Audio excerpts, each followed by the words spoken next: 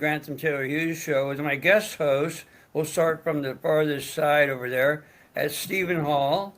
And in the middle, there's Tony Wright and Vicky Smith. How are you all today? Fine, Grantham, thank you. That's great. Thank you. You're welcome. You know the joke about you're welcome, right? The guy goes into a travel agent. He asks the travel agent, I have a dilemma. I'm really confused on how to pronounce this word. Is it Hawaii or Hawaii?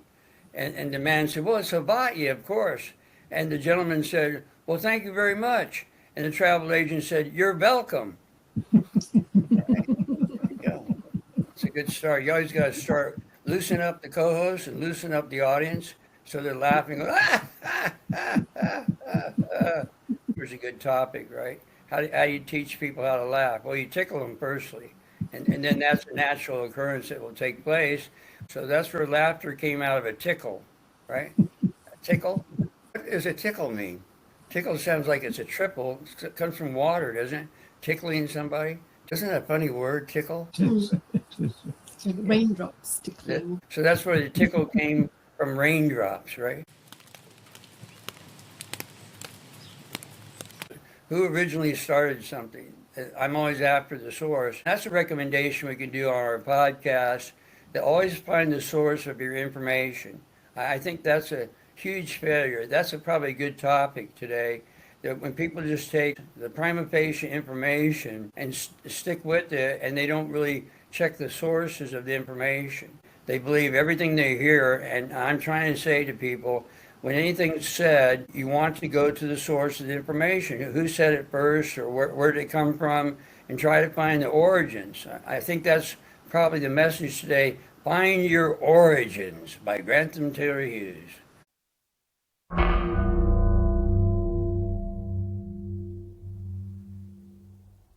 Hi, Aiko. How you doing, Aiko? Wow, look at that lovely dog. You're a beautiful dog, Aiko. We actually have four co-hosts, and Aiko's a new co-host. She's blinking her eyes, and she had proved yesterday, because she looks at the sun, she's a sun gazer. So Aiko is very heliotropic. It's really nice to have her. Oh gosh, you're so beautiful, Aiko. You're really a beautiful doggie. I really like her a lot. Yes, Who else has a dog that's a co-host? Nobody. We're unique, and we're first on our show. We can't see Vicky. Vicky, get your head in there. yes, she's a Shiba Inu, and apparently Shiba Inus are called therapy dogs. They're so peaceful. Oh yeah, she's a good soul. You can tell that. Fox-like, isn't it? Very She's fox-like. fox-like. Oh yeah, she does look like a fox. You know, that's it. So we're talking about the fact that flora and fauna all seek light, seek the sun, which is really fascinating because we do that too. But I think that, and remember, we got into the variable of the factor that when plants blossom. Remember, I was saying on one of the podcasts that the fruit of trees and all the fruit bearing plants and trees, that's really their excrement, which is really gross when you think about it. But in reality, the fruition could maintain if we maintain. But what is it? I talk about the life system versus a death system. People are all on their way out all the time instead of doing proper mortality. Since we are the apex of evolution, then the flora and fauna would follow suit with us. You see, they would maintain too. So that means when a flower would blossom, it would stay in a flowering position and see the light and the sunlight, and it wouldn't die off. You see, so when we're really unique that way. We're the first ones to really talk about the portality of flora and fauna. Boy, that was a unique and probably a first in a long, long time that's ever been said. Flora and fauna can maintain portality.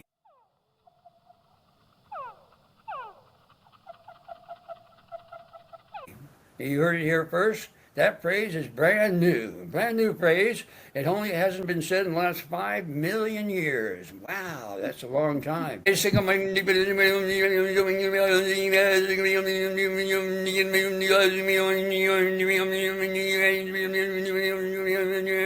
Taylor Hughes speaks in tongues. And who started that rumor? Well, I did. He creates all rumors. He's the source of all rumors. Total rumor There it monger. is. Yes, sir. Go ahead. Go ahead, Tony. You got it. I can see you're chomping at the bit. Yeah, I was going to say, and people can observe this themselves. If they watch the cat or the dog and it's sunny, they will find that the cat or dog follows the sun round. And Shiba Inus are known for staring at it. If people have house plants, they'll know that they have to turn them round. If you leave it, you'll end up with the plant bending over. So you, Oh, that's right. give it a twist. Yes. Well said. Yeah, they move when you move your plants. They're moving towards the light all the time. So I guess it's the same with animals too. Probably the best way to substantiate Aiko's behavior is to find another dog or a cat that's doing the same thing, and then you can confirm that. See, because I doubt if Aiko is unique in terms of seeking the sun. I rather doubt that. Yeah, that's the most interesting part. It's like us divining that everything's dust. We're all dust floating around, and then we connect and make these manifestations we call physical bodies.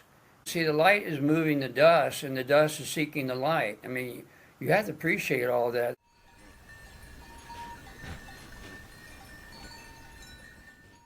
Now, I was going to say, anyway, back on the beach. We're back on the beach, Okay. and the sun's coming down. We're relaxed, we're blissful. The outside world's disappeared, and everybody knows that feeling. If you go down the beach, all your worries disappear. They've gone because you're blissful and happy Oh, in the sun. so everything disappears, right? Well, apart from sea and sand and sun and you, that's about it. Oh, okay. And then eventually, the sound of the sea disappears. Oh, yeah. Well, that's true because it's a harmonic sound of silence. It goes in harmony and it becomes silent. Well, that gets into tinnitus, you see.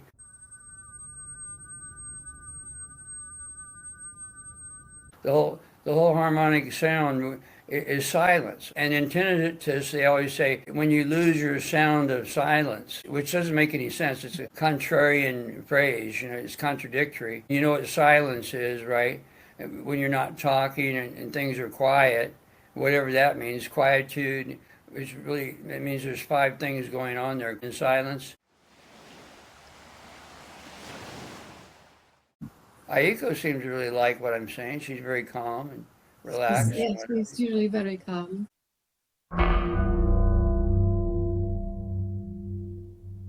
That brings to mind, we're talking about the camera, the image seen and camera. They base the structure of the camera on the physical eye. That's how they make a camera in the first place. And then in an eye, they supposedly have a reverse image on the retina. Then when you look outside, it becomes upright. Have you heard of the pinhole camera? We're looking at the graphics of pinhole camera. And what actually we haven't realized is how the image is recorded on the photosensitive paper when it gets filtered through this tiny little hole, and the rays are kind of overlapping, going from the top to the bottom and from the bottom of the tree to the top, which replicates the same tree but in inversion. It's a revergence hourglass. You're showing an hourglass even with your hands, a triangulation, and the middle is the pinhole. Well, that's what we've been talking about. That's the bindu of the yantra, the pinhole.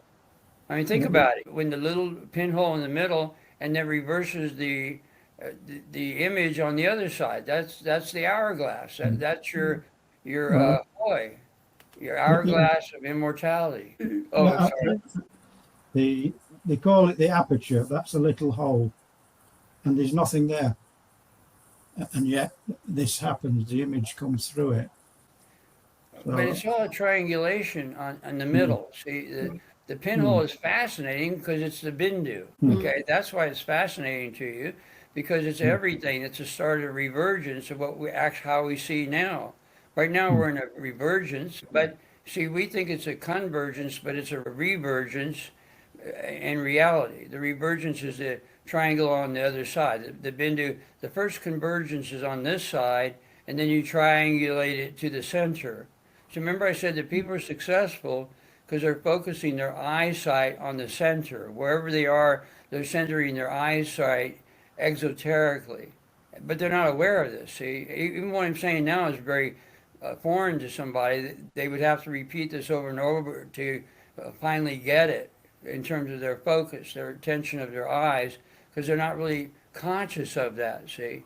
So success comes with the idea of where you focus your eyes. The more you center your eyesight, the more things come to you. They call that the law of attraction. But what I'm trying to say that it's really the law of perpetual increase. You increase your focus and then things come to you. You got to have the increase of attention before you get anything attracted to you. So Rhonda Byrne left out a very important variable to that method. She left out the law of perpetual increase because it's lengthy. See, but that's too many words, Grantham. We can't get that. We like the word attraction. What I like about it, Grantham, is it shows you people can actually do this little experiment themselves, and it shows you that something does come from nothing. You get something from nothing. Well, yeah, because light comes from darkness and darkness comes from light. That's just the way that it is. And that's the way it is. You guys remember that? Oh, that's right. You're from Great Britain. You don't remember Walter Cronkite. He was the one that announced Kennedy's death and became real famous because of that. And John F. Kennedy died at November 23rd, 1963. I'm Walter Cronkite. Have a great day. And that's the way it is.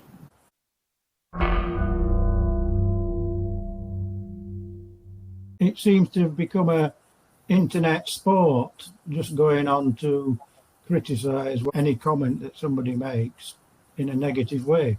Mm-hmm. And people enjoy that antagonism and the fight.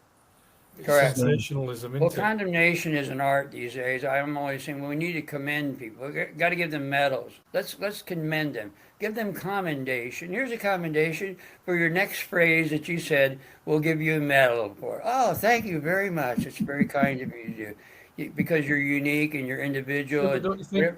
Yes, go ahead, Steve. Do you think that it's trial by public, if you like? Where it's not a new concept. The angimai, or let's have a lynching, although a lynching actually means something a little bit different. But let's go and hang them, because they deserve it before they've even been found guilty, if that's the way it should go. But don't you think this is media that happens now? It's just the same thing. It's just it means it's on media, where people denigrate somebody for no reason whatsoever, just because they want to be in the spotlight, for instance. But it's not a new concept, like the witches back in the medieval times, and it's just a modern way, a modern format of the same thing. Well, I agree because, like I said before, we have a tendency to negatively criticize. Firstly, we condemn before we commend. I think it's probably the nature of the era. Tibetan Lama teachers talk about being in a negative era of the Kali Yuga. So, Steve, I think it's probably indicative of the era. Like you're going to be negative, firstly, whereas in a golden age, you're going to be positive, firstly, with the first impression. But we're not there. So that's proof in itself, another proof that we're in a kind of a negative era, which we're not necessarily stuck with it, but it's a state of consciousness, like a collective consciousness of where we are. Like you said, we don't applaud personally, we put a thumbs down. Well, thumbs down used to be a thumbs up. Well, a thumbs up was in Roman times was to kill them. The thumbs down was to maintain their life. So we reversed that whole thing in our modern times. You can appreciate that things circle around and they change and start to contradict themselves. Behaviors, practices, commentary, the whole logic pattern is antithesis. See, that's a problem too, Steve, why people condemn. They're really reacting emotionally to what's being said to them, and they're getting hit with a gong like this. Now, you hit me with these words. People are very sensitive to terminology, and so that's why they take offense emotionally, especially nowadays, being in the Kali Yuga. Well, it comes back to what I just said about It's the wheel, the circle that goes round. You know, what's been done before is being done now and will be done again.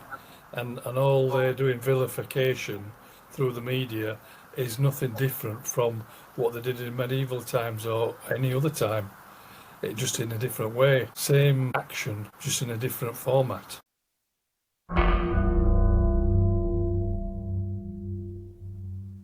We did the Tower of Babel short on Instagram, and people really liked the Tower of Babel because it all collapsed because people were speaking the native language.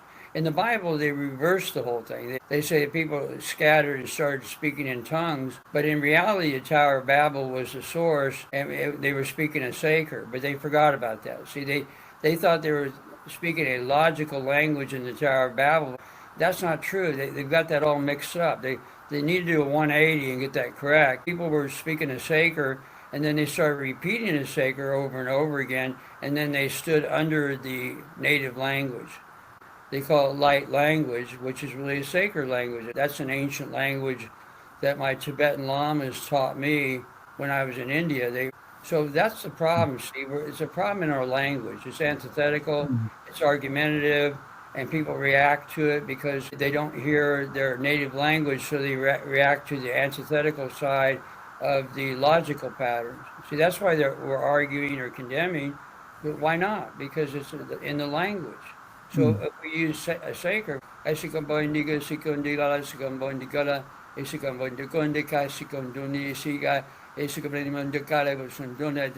that, there'd be no reaction to it. See, people laugh when I use a sacred, but they really laugh because they're getting back to their native language. How does Sanskrit relate to Asacer?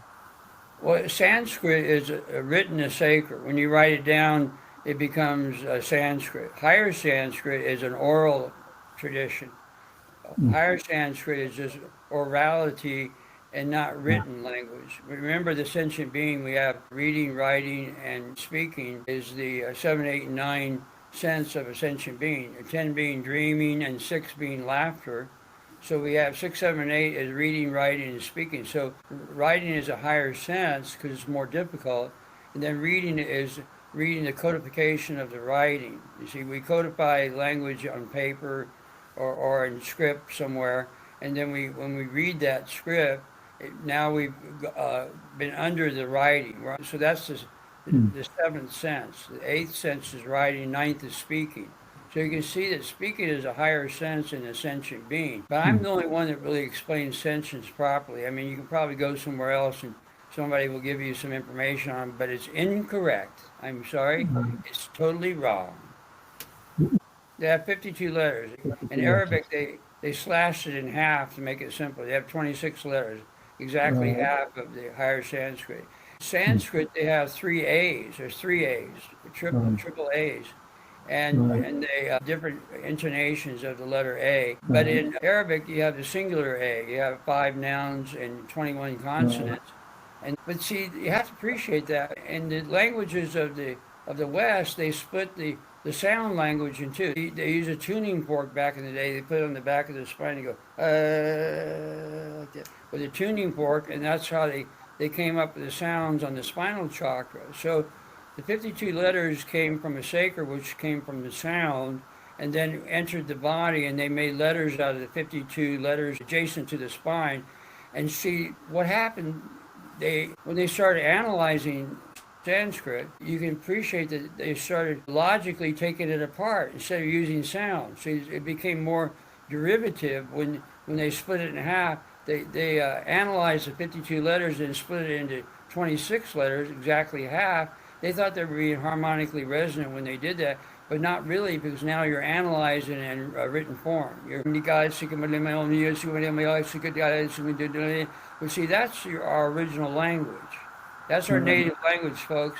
When you speak like a baby or speak in tongues or make pure gibberish, you're doing your native language. It makes you laugh. Oh, sorry.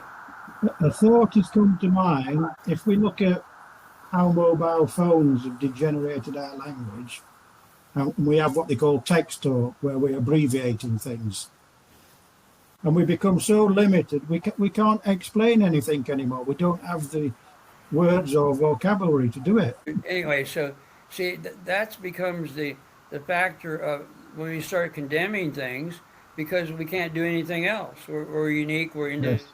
individual. We're going to give our viewpoint. We're not going to be in concert with anybody. We're not Mm. listening to anybody. We forgot to listen. We're on our own agenda and we're talking without really listening to the other person.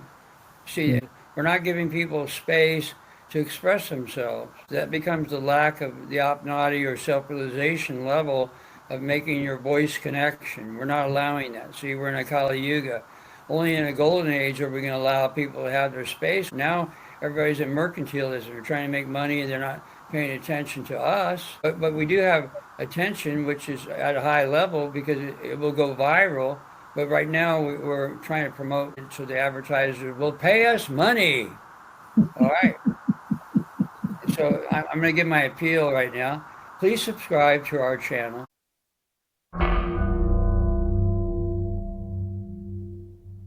Well, the thing is, Grantham, these big companies don't want to talk to the little man anymore because that's wasting their time when they could be making money. Oh yeah, exactly. That's it. You know, don't bother me. I'm trying to make some cold hard cash or some profit taking, economic demolition. See, we're going to tear down the building because it's not turning a profit. You have an idea these days, they'll probably want to know how much is it valued, you know, as in monetary value, not Mm. what gain does it get anybody because it's a good idea. So that's the first concept, is they'll attach it to money straight away. Well, it's all style and no substance. See, the substance means the matrix of the mercantilism, and then we get down to the message. The substance of the message is being lost because we're trying to turn a profit. It's a big rush to profit, and we don't really care. Let's tell a few jokes, make a variety show, do a song and dance, and then we're out of here in an hour. You know, they do these late night shows, TV shows, and talk shows. They're not really talking about anything. They're just entertaining people, which I understand that. I'm entertaining, aren't I? I tell a lot of funny jokes, right? Do you think there is a way out? Is there a route out of the money situation? Get rid of the medium of exchange and it becomes indirect trade. So monetary system, but goods and services are still being moved. You can appreciate that I'm the most eminent economist in the entire world. I didn't say that. Somebody said that years ago. Pat McDonald, who mentored under Milton Friedman. Milton Friedman was a famous economist, and Patrick said, "Boy, you're the best economist ever. You're better than Uncle Milty." I said, "Well, but don't tell Uncle Milty. I revere him too much." The Western Europeans came in and made mud balls and put them outside the wigwam on a little table, right? And they stacked them up in little pyramids. They said, "You got to use this. Everybody take this wampum and go inside the wigwam and exchange it for your goods and services." So that they're actually passing little mud balls around. You can appreciate that. Right. And that's what the first wampum was, just mud balls, little tiny mud balls that they stacked in pyramids outside the wigwam. And they would take them in and they would be given out to the Western Europeans out there. Now take this and buy your goods and services in the wigwam. So the Iroquois and Indians caved into that whole thing. So how did it work before with the wigwam, before the... Well, they would just go in and get what they needed. They would put everything in the wigwam, the goods and services, and they go into the wigwam and take what they needed. It was free trade. See, when you talk about free trade or a non-monetary system, it's called indirect trade. See, you make the stuff and then you give out the stuff. It's real simple. You just take the medium of exchange out of the system. You take banking out of it, which they won't appreciate that. My family won't appreciate that. Being in control of Barclays Bank, they'll go, "What are you talking about, Grantham?" Well, I've been trying to tell you guys for years about this, but you don't listen. Yes. Uncle Friedrich, "That's really funny, Grantham. How much money do you want this month?" How about 3 trillion? Anyway, sorry about that. So I think you said in past that the banking system is a debt system. So these bits of paper, these certificates we pass around as notes, are valueless. So it wouldn't take much to move them on and take that out and go to indirect trade. Well, what I said yesterday, you still have to tick off the inventory. They still have the turnstiles, but you won't exchange money for it. But you'll have to check off the inventory out of the warehouse. So you're Yeah. still going to have to be accountable for stuff because we're in time and space. So you're going to produce things, but you're going to produce things for the three levels. You've got production for the people, the infirm, and then storage, you see. So you have three levels of storage, and you have to maintain the inventory. You got to be accountable for the stuff, you see, Right. because there's still going to be production, okay, because that's what we do in manifestation. So the Right. perfect economic system is indirect trade without a medium of exchange. You take that out, and then we have goods and services freely flowing, and then you won't have 6 billion people starving to death. You'll only have about 5% of that. You'll have about 400 million that are starving to death. People say, we don't want 400 million to starve to death. Yeah, well, it's marginal efficiency of capital. You can't make it perfect. Remember I said that yesterday? It's a 70-30 thing.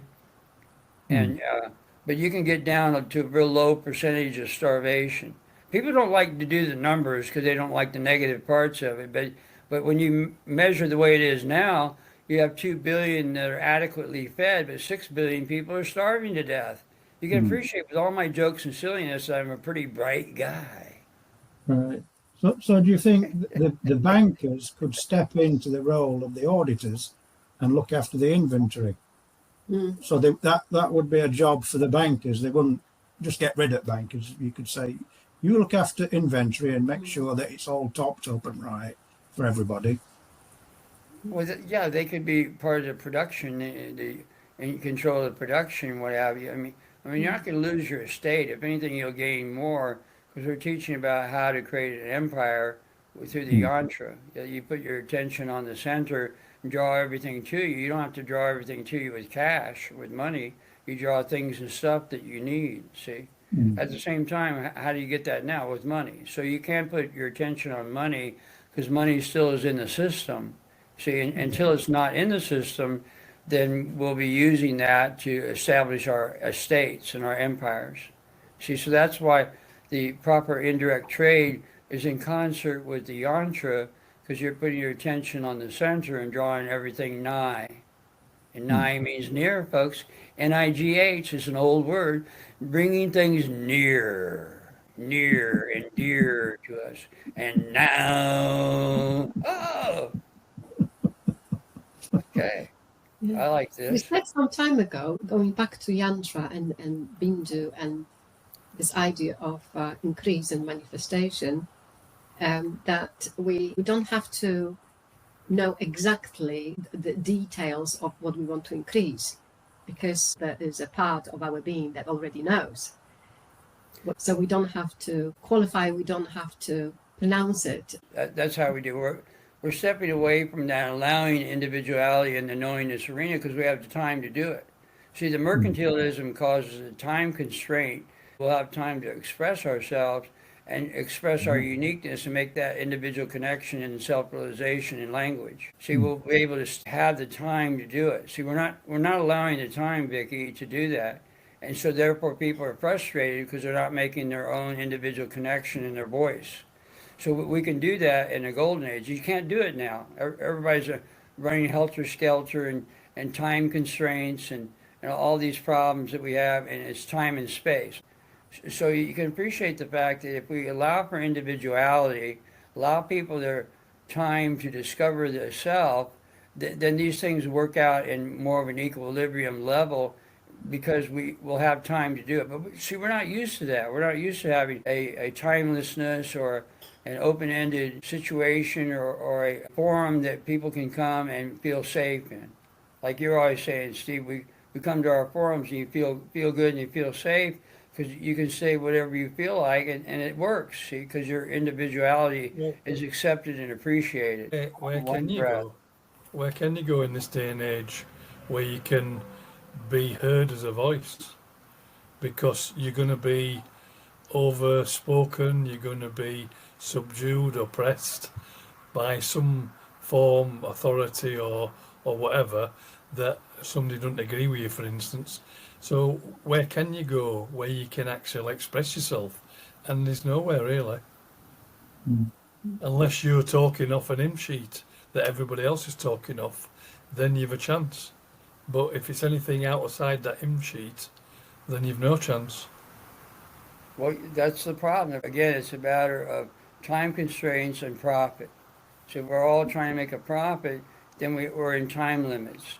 So when we have limitless time, then we can explore and discover the self.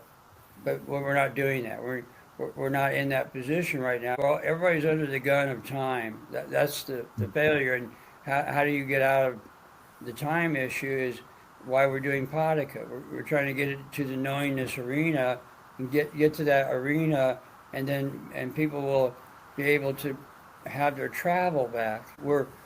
We don't have our travel. That's one of the ruinations I talk about. We have language, travel, and life. Those are three ruinations that we have in the death system.